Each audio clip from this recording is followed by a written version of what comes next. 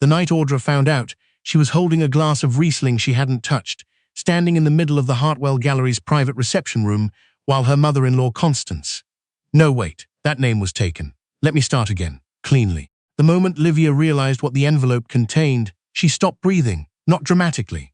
Not the way people stop breathing in films, with a gasp and a hand to the chest. She just stopped. The air left her lungs and didn't come back for what felt like a very long time. Around her, the Ashmore Hotel's rooftop terrace hummed with the sound of 300 guests, who had no idea that the woman standing near the east railing, in the champagne-colored dress she'd spent 40 minutes ironing that morning, had just been handed the one document that was going to change everything. Her husband was across the room. She could see him without looking. She'd always had that skill, that particular and useless talent for knowing exactly where Fletcher was in any given space. He was laughing. His head tilted back the way it did when he was performing, when the laugh was for an audience rather than for something genuinely funny. His hand was resting on the lower back of a woman in a green dress, and the touch was too familiar, too settled, the kind of contact that doesn't happen once. Livia Ashmore Vance, 37 years old, quietly folded the envelope and slid it into her clutch. She picked up her wine glass. She walked back toward the table. She smiled at Fletcher's mother. 6 months earlier, none of this had been in motion. Or maybe it had been, and Livia simply hadn't been paying attention. That was the thing about a life built on trust. You stopped checking the foundations. Livia Vance had married Fletcher Ashmore 8 years ago in a small ceremony outside Kelowna, British Columbia, in September, when the valley was still warm and the vines on the hillside had gone rust red. She'd been 29. He'd been 32, charming in a way that felt effortless, ambitious in a way she'd found attractive, attentive in a way she'd later understand was temporary. She had been the CFO of Vance Keller Asset Management at the time of their wedding, a firm her late father had built from a single office in downtown Vancouver, which Livia had spent the better part of a decade quietly restructuring, expanding, and eventually turning into one of the most respected independent financial management firms in Western Canada. She didn't talk about it much. Her father had raised her to believe that money was a private matter, that real wealth had no need to announce itself, and she'd absorbed that lesson the way children absorb everything. Completely, permanently, without realizing it was happening. Fletcher knew, of course. He'd known when he married her. But understanding a thing intellectually and understanding it fully are two very different things, and somewhere in the years between their wedding and this rooftop in Calgary, he had made the quiet, catastrophic decision to stop taking her seriously. It was his father who had started it, Vaughan Ashmore.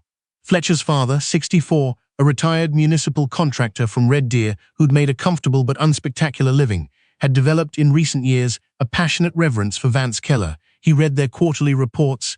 He attended their public forums. He'd started recommending the firm to his golfing friends with the evangelical fervor of a convert. He had no idea his daughter-in-law ran it. Fletcher had never told him. Livia had found this out 18 months ago, accidentally, when Vaughan had spent an entire Sunday dinner praising that woman at Vance Keller, the one with the iron hand. You know the one. I can't remember her name, but she's brilliant. And Fletcher had not said a word, had simply nodded and passed the potatoes. And Livia had understood with a cold and clarifying precision that her husband had been editing her out of his own family's story. She hadn't said anything then either. She'd passed the potatoes back. The envelope had been delivered by a man named Rourke, a private investigator she'd hired 7 weeks ago, after she found a hotel receipt in Fletcher's jacket pocket that didn't match any trip she'd known about. Rourke was careful and methodical and had the particularly Canadian quality of being completely unemotional in the delivery of devastating information. He'd simply handed her the envelope at the pre-arranged moment. The Ashmore family's annual summer reception, which Vaughan had organized this year at the rooftop terrace of the Ashmore Hotel, a coincidence of naming that Livia had always found faintly ironic, and said quietly, "It's what you thought." Then he'd walked away. Inside the envelope were photographs, a timeline, credit card statements showing purchases she hadn't made. A name. The woman's name was Dina. She worked in marketing. She was 29 years old. The relationship, according to Rourke's documentation, had been ongoing for 14 months. 14 months. Livia had done the math standing at the railing. Their 7th anniversary had been 13 months ago. Fletcher had booked a table at a restaurant she loved, given her a necklace she'd admired in a shop window, and told her over dessert that she was the best decision he'd ever made. She'd believed him. The thing about being raised to be composed is that composure becomes its own kind of power. Livia walked back to the table with her wine glass and her folded clutch and her expression completely in order. She sat down next to Vaughan, who was in the middle of telling someone about a Vance Keller investment seminar he'd attended in March. Livia listened. She nodded in the right places. When Vaughn said with genuine admiration in his voice, "The woman who runs that firm? She understands risk like nobody I've ever heard speak." Livia said, "She sounds remarkable," and Vaughn agreed enthusiastically, and across the table, Fletcher caught her eye and looked away. He was nervous. She could see that now, where she hadn't been able to see it before. He'd been nervous for months probably, and she'd been reading it wrong. As tiredness, as work stress, as the ordinary friction of a long marriage, she was good at charitable interpretation. It had cost her. Her phone buzzed. She looked at it under the table. It was a message from her general counsel, a woman named Philippa who had been with Vance Keller for 11 years and who communicated primarily in short declarative sentences.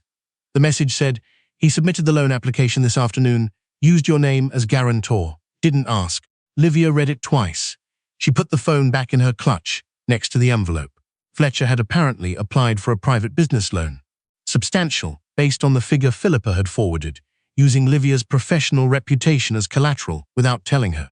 The business in question was a new venture he'd been considering, which she now understood had been considerably more than a consideration. He'd been moving toward it for months, quietly, using her name, assuming she wouldn't find out or wouldn't mind, or both. The loan application had been submitted to a firm called Trent Capital. Livia knew Trent Capital. She knew its managing partner. She was in fact on its advisory board. She would have received a call about the application by end of week regardless. The reception went on for another hour and 40 minutes. Livia stayed for all of it. She refilled her wine glass once. She spoke with Vaughn about his golf game and with Fletcher's sister about her new apartment in Edmonton, and with 3 of Vaughn's friends who it turned out were all clients of Vance Keller, though none of them knew who she was either.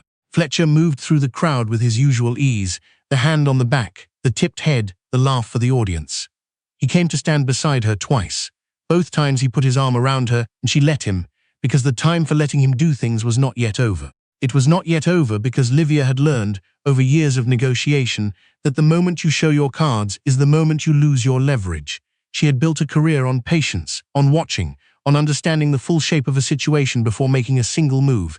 She knew the full shape now. When the reception ended, she walked to the elevator with Fletcher and Vaughn and Fletcher's sister Tamsin, and Vaughn said, in the elevator, "I keep meaning to ask. Do you know anyone at Vance Keller, Livia? You're in finance, I thought perhaps you might have connections."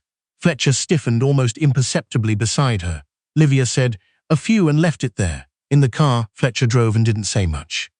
Livia looked out the window at the Calgary skyline. She thought about her father, who had built something real and then trusted her to hold it.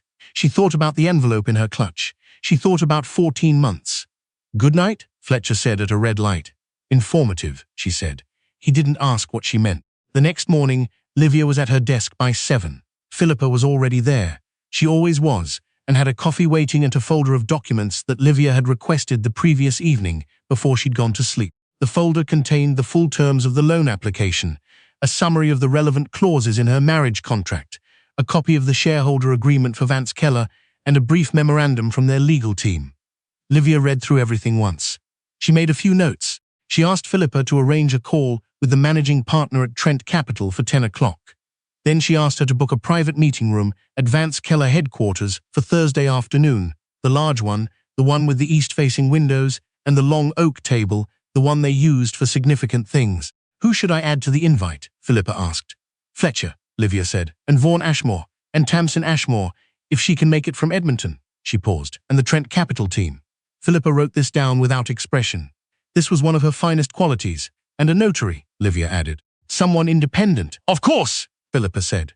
In the days between the reception and Thursday, Livia went to work. She answered emails. She attended a board call. She had dinner with Fletcher twice, during which he was distracted and she was attentive, which was a reversal of their usual dynamic and which he did not appear to notice. He was worried about the loan application, she could tell, checking his phone, fielding calls he took in the other room, returning with his jaw tight. He didn't mention it to her. He was still operating on the assumption that she didn't know. On Wednesday evening, his phone buzzed on the kitchen counter while he was in the shower. She didn't look at it. She didn't need to, but she saw from across the room the preview of the message on the screen and the name above it, Dina, and she turned back to her book and turned the page. That night, she called her oldest friend, a woman named Isadora, who lived in Montreal and who had known Livia since they were students at UBC and who had, at various points over the years, expressed specific and well-reasoned doubts about Fletcher. Isadora listened to everything. She did not say "I told you so," because she was a good friend, which is the same as saying she understood that some things didn't need to be said. "Are you all right?" Isadora asked when Livia finished. "I'm focused," Livia said. "It's not the same thing, but it'll do. What happens Thursday?" "Everyone finds out who I am," Livia said. Thursday came with low cloud and the smell of rain off the Bow River, the particular grey-green smell of a Calgary summer morning that Livia had always liked, the kind of weather that made the city feel serious. She dressed carefully, not in armor. She'd never believed in dressing like a statement, but in the charcoal blazer she wore when she wanted to feel like herself, the one that had been her mother's and which still fit, and dark trousers, and her own necklace, the plain one, the one her father had given her when she made partner at 31. The meeting was called for 2 o'clock. By 1:30, the Vance Keller boardroom held the following: Philippa, at the far end with a legal pad, a notary named Greer, who had been recommended by their lawyers, and who had an expression of professional neutrality that Livia appreciated. 3 representatives from Trent Capital, including the managing partner, a man named Oleander, who had known Livia for 6 years, and who had greeted her in the hallway with the easy familiarity of a long professional relationship, and then watched, with evident interest, as she directed him toward the boardroom without explanation. A Vance Keller legal associate. And a video link to Tamsin's laptop in Edmonton, already open. Tamsin's face visible in the top corner of the screen, looking curious and slightly apprehensive. Fletcher arrived at 1:58 with Vaughan, who was wearing a blazer and appeared to believe this was some kind of professional opportunity his son had arranged. Fletcher had not told him what it was about. Fletcher himself didn't know what it was about. Livia had sent the invitation through Philippa, with the subject line regarding the Trent Capital application, all parties, and Fletcher had spent 2 days trying to reach her before realizing she wasn't going to take his calls on this. They walked into the boardroom and Fletcher stopped. He looked at Oleander. He looked at Philippa. He looked at the notary. He looked at his father, who was looking around the room with the pleasant bewilderment of someone who doesn't yet know he's about to learn something enormous. Then he looked at Livia, who was standing at the head of the table, and she could see the calculation happening behind his eyes, the rapid, desperate assessment of what he thought he knew. "Sit down," she said, not unkindly. She meant it practically. They sat. She let Oleander speak first. He was good at this. He'd handled difficult conversations before, and he understood that the cleanest way through something complicated was directly. He explained, in plain language, that a loan application had been submitted to Trent Capital under the name of Fletcher Ashmore, using the professional credibility and implied co-signature of Livia Ashmore Vance as guarantor, and that before they could proceed in any direction, the firm required her direct confirmation that the co-guarantor arrangement had been discussed and agreed upon. Fletcher said, into the silence, "Livia and I discussed this." "No," Livia said. "We didn't. We talked about me starting a new venture. We talked about you considering one," she said. "That's not the same conversation." Vaughan was very still beside his son. He was looking at Livia with an expression she hadn't seen from him before, not the comfortable, slightly dismissive affection of a father-in-law who has long since decided his daughter-in-law is fine but not remarkable, but something closer to attention. Real attention. "What does?" Vaughan started. "I'll explain in a moment," Livia said. She looked back at Oleander. "For the record, I did not authorize the use of my name as guarantor. I have not reviewed this application. I was not consulted." She paused. "I am also advising you, as a member of your advisory board, that the approval of this loan as submitted would create a conflict of interest you'd want to know about before proceeding." Oleander nodded once. He made a note. He'd clearly already known something interesting was going to happen in this room. You didn't get to run a capital firm for 15 years without learning to read a setup, and he had the good grace to simply let it unfold. "What advisory board?" Fletcher said. Livia looked at him.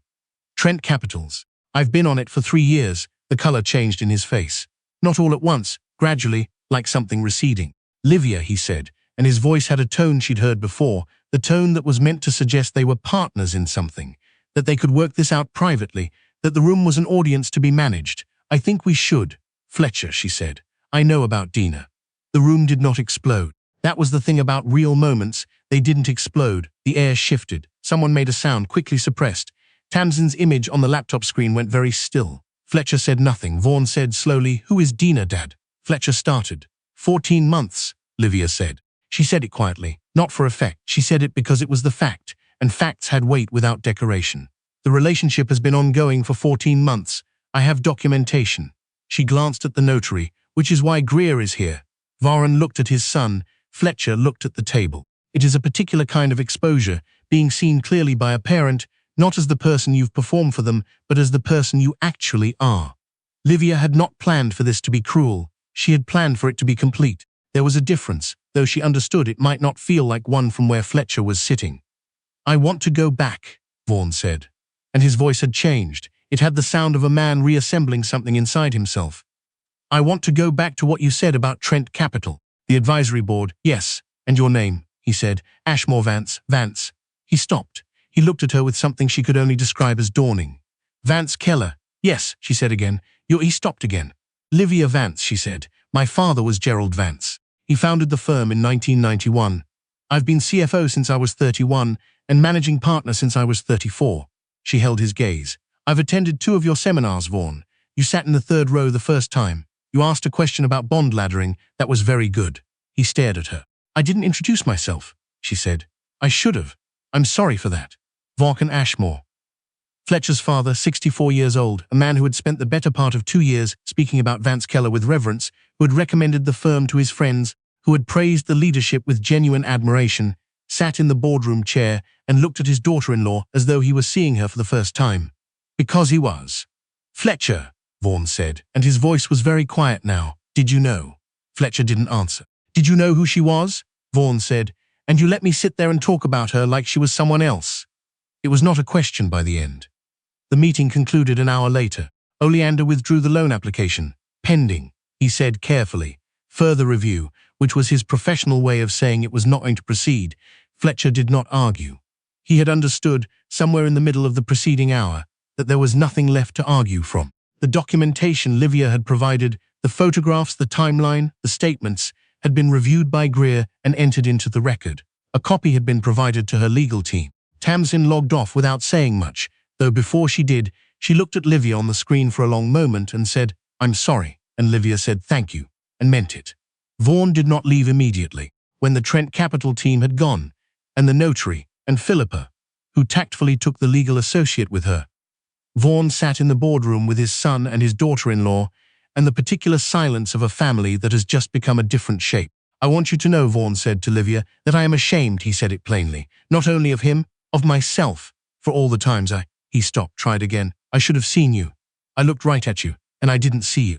And I don't know if that's something you can forgive, but I'm asking. Livia considered this. It was a real question. He was a real person, and the shame in his voice was real. And she had learned, over years of negotiation, of sitting across tables from people who had underestimated her, that there was a meaningful difference between people who couldn't see you and people who wouldn't. I can, she said. It'll take some time, but I can. He nodded. He stood. He looked at his son, who was still sitting, and the look was long and said many things that were not words, and then he walked out. Fletcher and Livia sat alone in the boardroom for the first time. The rain had started while they were in the meeting. She could see it now against the east-facing windows, the water running down the glass, the city blurred behind it. The room smelled of coffee and something faintly like old paper, the particular smell of serious room. I don't know what you want me to say, Fletcher said. I know, she said. That's the problem, actually. That's been the problem. She stood and straightened her blazer. You don't know because you stopped paying attention. Not to who I was, but to who you were becoming. Those things moved in the same direction at the same time, and you didn't notice either of them. He looked up at her. I'm not angry, she said. And this was true. What she felt was not anger, which was a hot thing, a thing that required energy she should spend elsewhere. What she felt was something more like clarity, the clean, light feeling of a decision made. I'm going to ask you to leave the house by end of next week. Philip will be in touch about the legal process. We'll do this correctly. Livia, I hope you're all right, she said. She said it plainly because she meant it plainly. I genuinely do, but I am not the person to make sure of it anymore. She picked up her folder. She walked to the door. She paused with her hand on the frame, not for effect, but because there was one more thing. The necklace, she said. The one you gave me on our anniversary. She'd had it appraised 2 days after the reception by a jeweler she trusted on 17th Avenue. It wasn't what you said it was. The stone was synthetic. The setting was plated. She looked at him steadily. I don't know if that matters to you. It matters to me, not because of the necklace, but because of what it says about how far back this goes. How long you decided I wasn't worth the real thing. He didn't say anything. Goodbye, Fletcher, she said. She walked back to her office along the hallway that ran the length of the Vance Keller floor, the one with her father's original framed letter of incorporation on the wall, the one she passed every morning without quite looking at it, and which she paused in front of, now. On this particular Thursday afternoon, with the rain moving across the windows and the city below carrying on. Her father had written in the letter that he was establishing the firm for the purpose of building something lasting, something that would outlast the temporary nature of any given market condition. He'd been, by his own account, completely uncertain of success and completely certain of direction. And Livia had always thought that was the more important quality of the two. She stood in front of the letter for a moment, then she went back to her desk, opened her laptop, and got back to work.